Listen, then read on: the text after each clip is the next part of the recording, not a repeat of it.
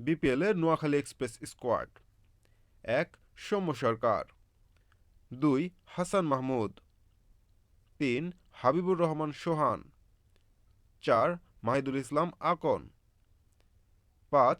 জাকের আলী। ৬. কুশল Mendis. ৭. Johnson Charles. ৮. Haider Ali.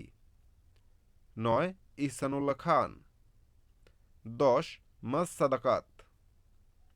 ১১. Mohammad নাবি। ১২. জহির খান। ১৩. মোহাম্মদ মুশফিক হাসান।